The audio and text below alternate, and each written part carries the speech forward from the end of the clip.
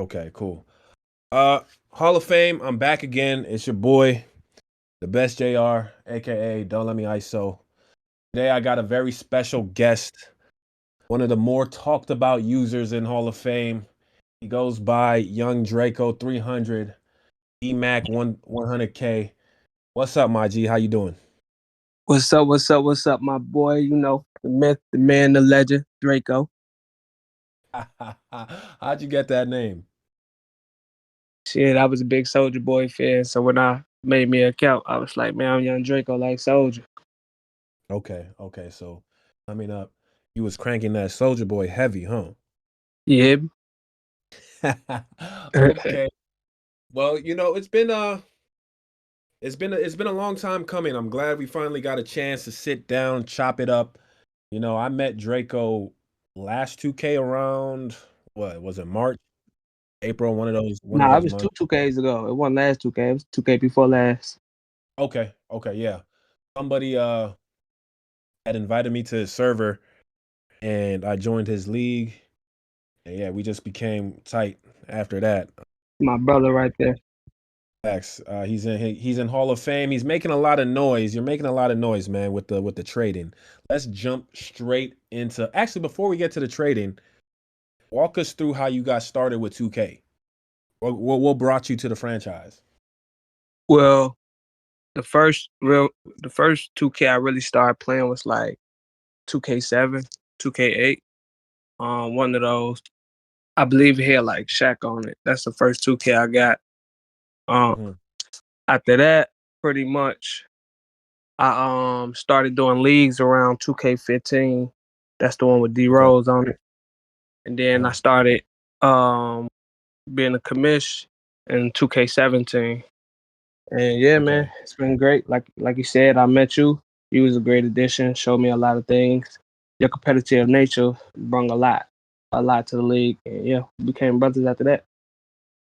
Yo, yeah. I mean, that's what I'm here for, man. I'm here to add that fire, that grit to any establishment I'm a part of because I think, if we're about to load up the game, we might as well be competitive. It's a good outlet for us men to kind of, get away from the stressors of the world and have an outlet to like kind of put that energy. You know what I'm saying? Yes, sir. Yes, sir. And you always stress that the brotherhood and using this time to get away and just game with people on different sides of the world. You know what I'm saying? So you've been That very consistent with that.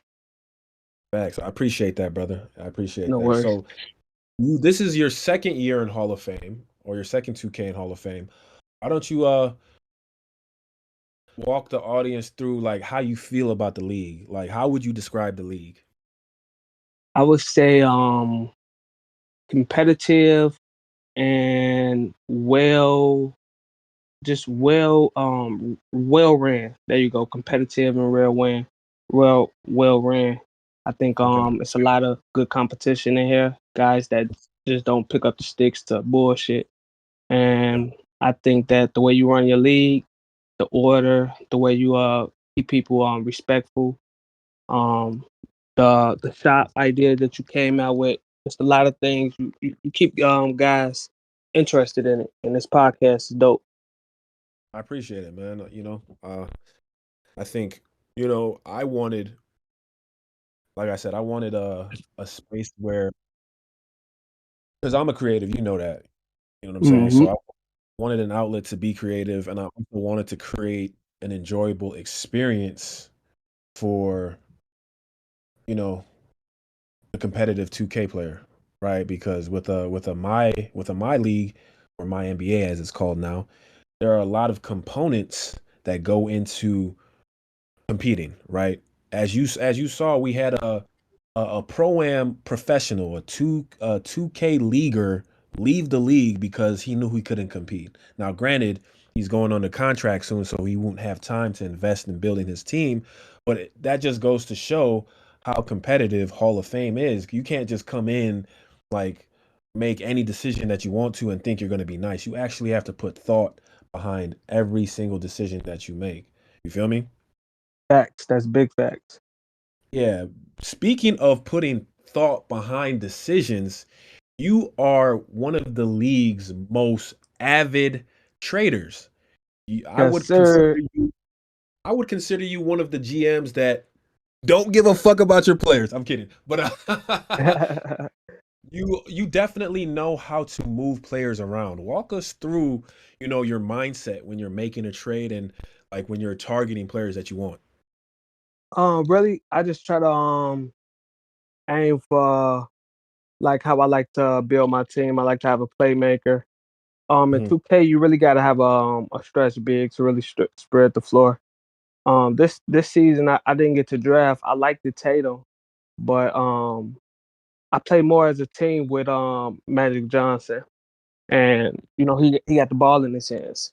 So I really traded Tatum to give my team more depth and stability, mhm.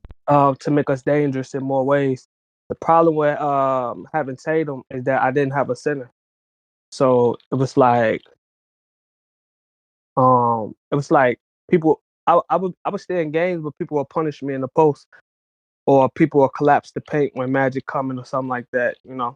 So Yeah. getting Cat was a good addition, and yeah, I make a lot of trades. It's really to get a feel for different players I like. This is the Legend League, so to just be locked in on one type of player, I feel like it limits your skill.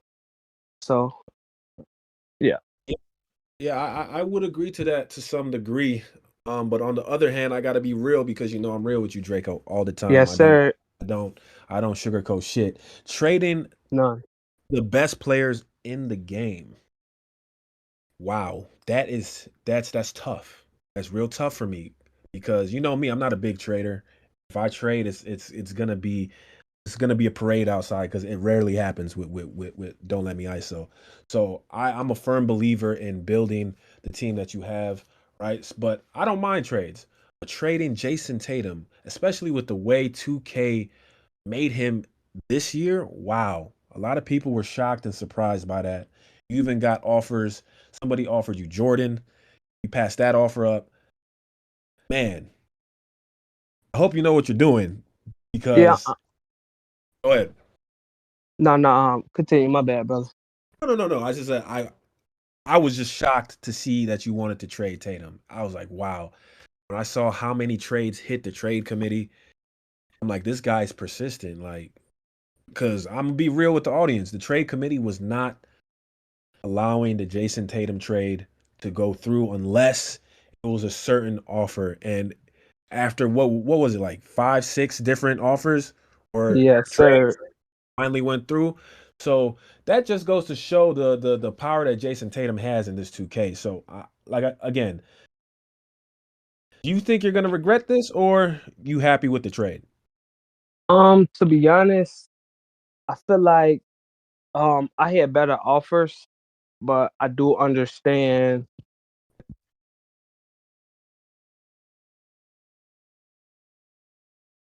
You cut you cut out. My bad. I was saying, yeah.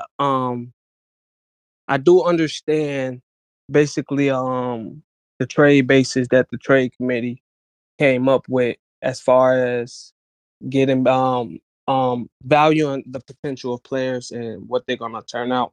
So even though Tatum is dope, he really doesn't get the value he's really at, because I don't really feel like people that's in the 90s are on his level.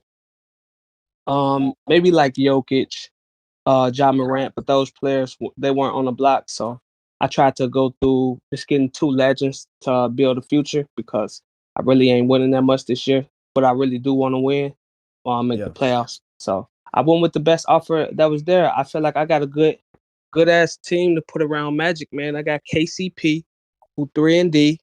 I got Nick Smith Jr., who's upgraded, a good young player. I got Yeah. Cat, who got player a shot change on him. Yeah. Who else I got? And I got Dr. J, who got some real nice CX, real nice package on him. Yeah. Okay, well, I can't be entirely mad at you. Like you said, you're trying to build a team that fits your style to compete. And so you definitely have to build a team to win a ring here. There's not too many users that can just come in and win without building. I think when we first started the league back in, when was it? December of 2021, it might have been that easy, or 2022, I'm sorry. It might have been that easy just to come in and when people were still learning the structure of the league. But right now, with the foundation the way it is, there's no way you're just coming in and winning off the bat. So I respect it, bro. I respect it. Now in terms of competition, we know that you were heavy on curating rankings last Yes, 2K. sir. Who who's I usually ask top three, but somebody like you that scouts and pays attention to shit, who would you say your top five is right now? Ooh, man, that's tough. There's top five without the Zen. I'm gonna go up. Yeah, it's a couple people here. That Devin Booker dude, man, he hit some shots on me that I really don't understand. Yeah, I mean, I want to believe that 2K just, I don't know, maybe Devin paid them to make him OP. I don't know. I just want to believe that 2K made a mistake when they were creating his build. But we'll see. Time will tell, right? Exactly. Time will tell. Time will tell. But yeah, your top five. Let's hear it. Okay. So one second. One second. Number one, I got. Where the remote? Where's it at? Where's it at?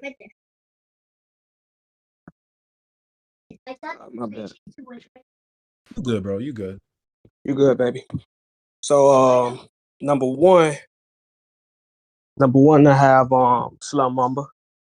I think Okay. um I think his skill is pretty goated.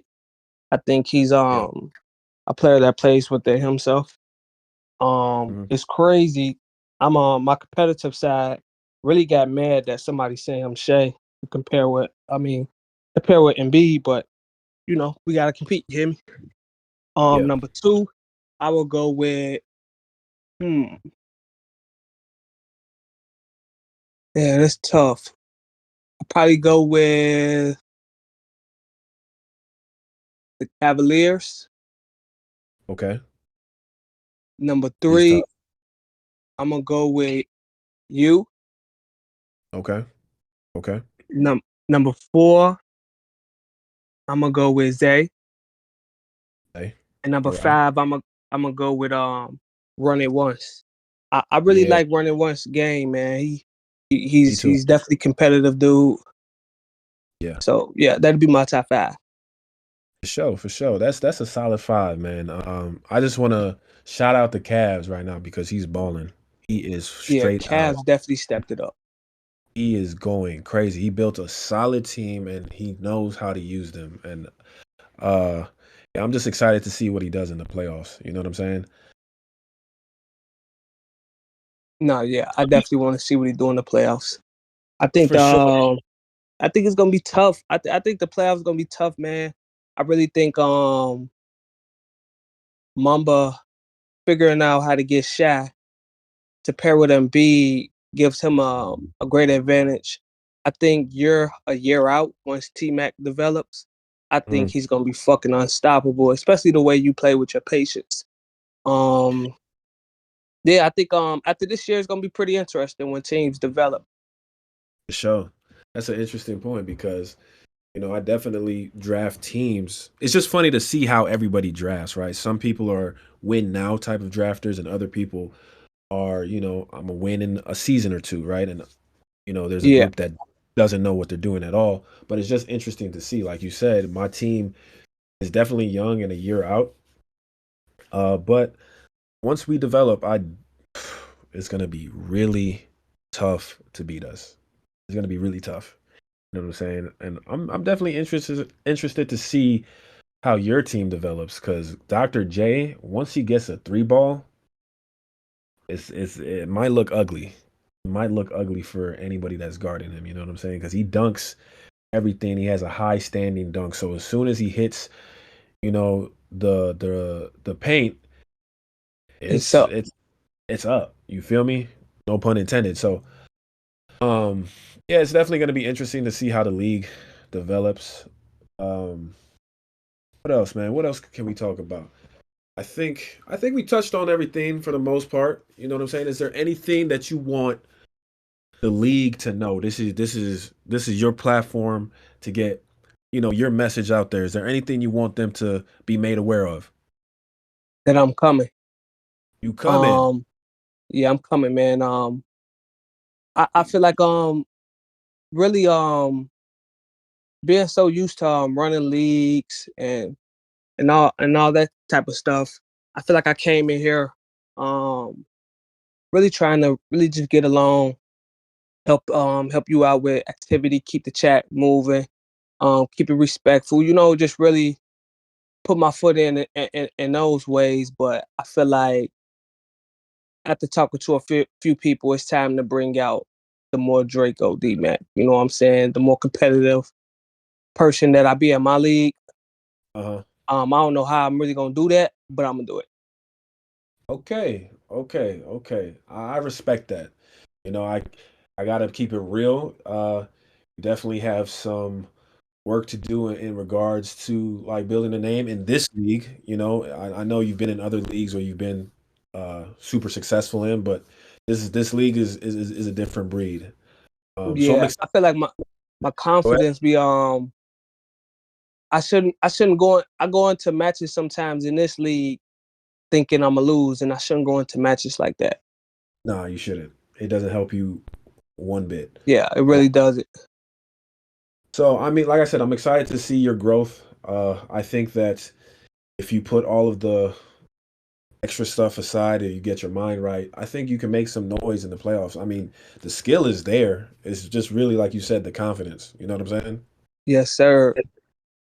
So, with that being said, Hall of Fame, that is another episode of Champ Talk brought to you by Hall of Fame Radio. It's your boy, Don't Let Me ISO, with the legend himself, D-Mac 100K, Young Draco 300, signing out. Oh boy.